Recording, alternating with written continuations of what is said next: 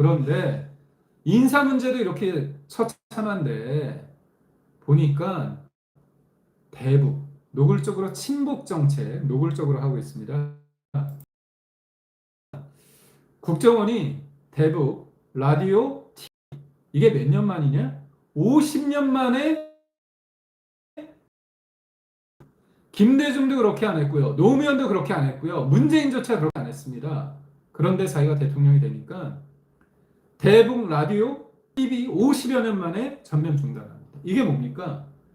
북한에 있는 주민들한테 자유의 목소리, 그리고 당신들이 얼마나 억압받고 핍박받고 있는지에 대한 그런 것들의 어떤 기준점, 자유 대한민국의 실생활, 그리고 지금 러시아에 군인들이 파병되어 있는데 그 사람들이 속된 말로 개죽음 당하고 있는데 당신들은 잘 모르고 있다. 그런 진실을, 자유의 메시지를 알리고자 하는 그 노력을 원천적으로 찾아. 그리고 또 북한의 만화와 영화는 우리 국민들이 볼 수 있게 한다. 와, 자유의 메시지는 차단하고 북한의 메시지는 우리가 볼 수 있게 한다? 이게 뭐죠? 뭐긴 뭡니까? 정동영 통일부 장관이 어떻게 얘기했습니까? 북한은 주적이 아니라고 얘기하죠. 그리고 통일부의 이름도 바꾸려고 하죠. 북한이 적대적 두 국가론, 통일의 대상으로 우리를 보는 게 아니라 적대국으로 딱 하니까 그거에 발맞춰서 정동영이 통일부 명칭도 바꾸겠다. 그리고 심지어 어떻게 얘기합니까? 한미 훈련도 하지 않았으면 좋겠다. 그리고 또 연평도 도발, 천안함 피격, 그거 북한이 공격한 거잖아요. 근데 북한의 입장을 옹호하면서 그 당시에 이명박 정부가 뭔가 이명박 정부의 대북 정책이 문제라고 하면서 북한을 쉴드 칩니다. 이러니까 지금 신났거든요. 전 진짜 황당합니다. 대북 방송 희망의 메아리라는 얘기입니다. 여기에서 오늘 어떤 얘기를 하느냐?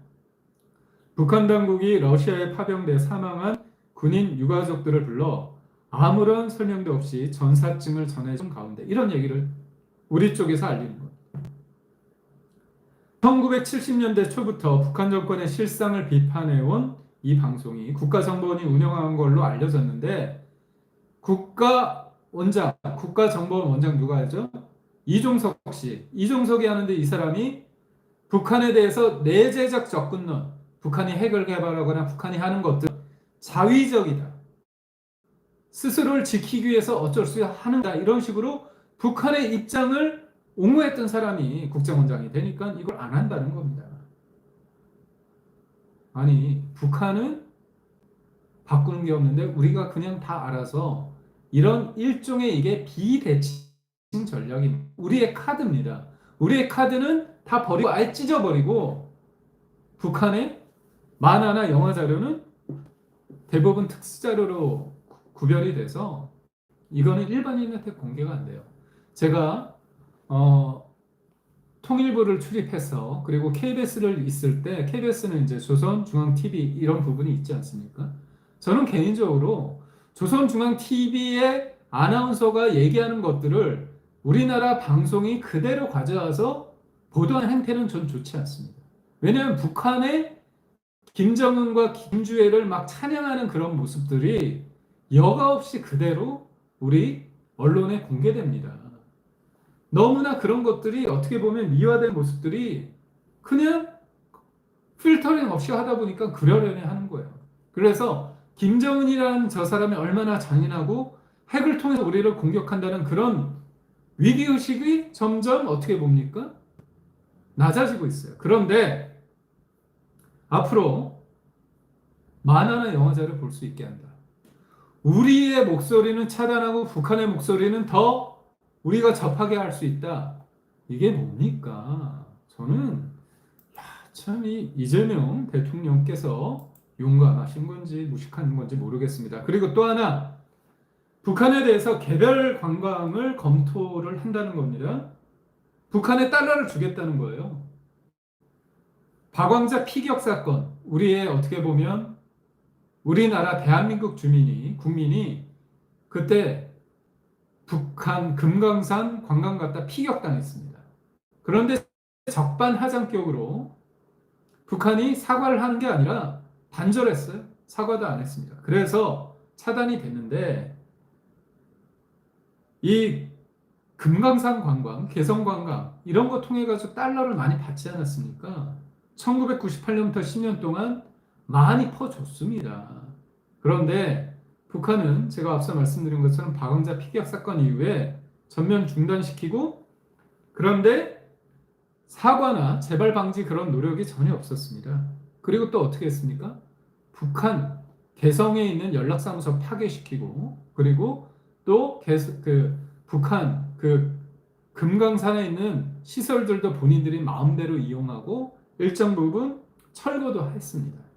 그런데 이재명 대통령이 되니까 정부는 한반도 긴장 완화, 남북 관계 개선을 목표로 대북 정책을 수립 추진하고 있으며 이 과정에서 다양한 방안을 검토하고 있다며 북한의 개별 관광 방안을 검토하고 있다는 겁니다.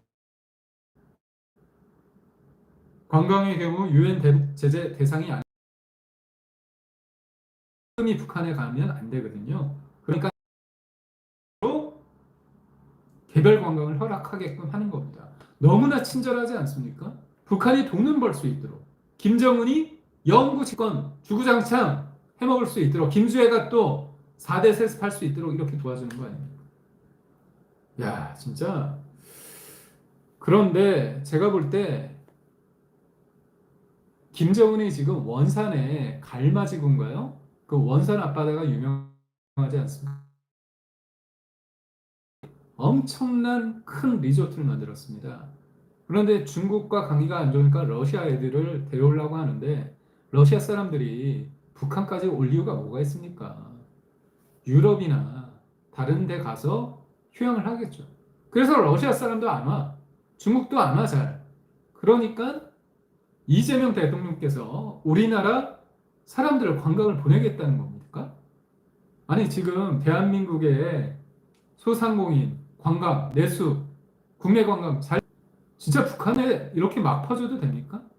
그러면 자유의 메시지는 차단하고 북한 선전선동, 김정은 체제, 3대 세습, 김주애까지 나오면서 4대 세습을 관철시키고자 하는 북한의 만화, 영화 이런 것들 해도 되는 겁니까? 저는 아니 대통령 한 명 바뀌었다고 해서 대한민국이 이렇게 산으로 가도 되는 겁니까? 여튼 오늘 두 가지를 말씀드렸습니다. 이재명의 인사에 대해서 뭐냐? 명동설 이재명을 중심으로 돌고 트럼프가 아메리카 퍼스트라고 하면 이재명은 코리아 퍼스트가 아니라 재명 퍼스트. 문재인이 사람이 먼저라고 한다면 이재명은 재명이가 먼저다. 이런 생각을 하고 두 번째는 대북 정책 또한 이렇게 손바닥 뒤집듯 확 바뀌었다. 진짜 국민을 중심으로 평범한 시민의 나라가 되고 있는지 국민 주권이라고 얘기하지만 말로는 그러면서 이재명 주권 시대의 본격 장을 열고 있는 게 아닌지 여러분에게 진짜 문제점을 호소하고요.